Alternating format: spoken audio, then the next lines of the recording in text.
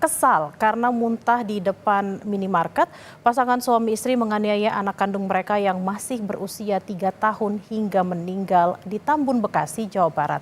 Setelah melakukan prarekonstruksi, polisi menetapkan kedua orang tua sebagai tersangka.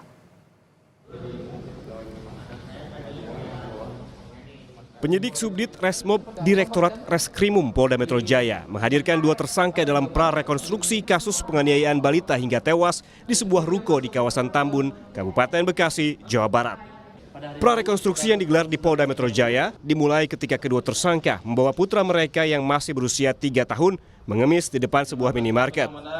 Korban yang saat itu sedang dalam keadaan sakit, muntah. Kemudian pegawai minimarket meminta pelaku untuk membersihkannya. Kesal ditegur pegawai minimarket, kedua tersangka membawa korban ke sebuah ruko tak berpenghuni dan menganiayanya. Keesokan harinya, pelaku mendapati tubuh anaknya kaku dan tak lagi bernapas. Menyadari korban meninggal, kedua tersangka membungkus jenazah putra mereka dengan kain sarung lalu melarikan diri. Jenazah korban pun akhirnya ditemukan warga Senin pekan lalu. Tim juga melakukan serangkaian kegiatan mulai dari observasi dan penyusuran, akhirnya tersangka berhasil ditangkap pada saat berada di SPBU di Jalan Raya Pangulah, Kecamatan Kota Baru, Kerawang, Jawa Barat. Selanjutnya, untuk mempertanggungjawabkan perbuatannya, tersangka dilakukan proses penyidikan oleh Subdit Resmob Direktorat Reskrimum Polda Metro Jaya. Menteri Pemberdayaan Perempuan dan Perlindungan Anak Arifatul Hoiri Fauzi mengapresiasi langkah Polri yang cepat menindak tersangka penganiayaan anak. Ia pun telah bertemu kedua pelaku yang mengaku menyesali perbuatannya.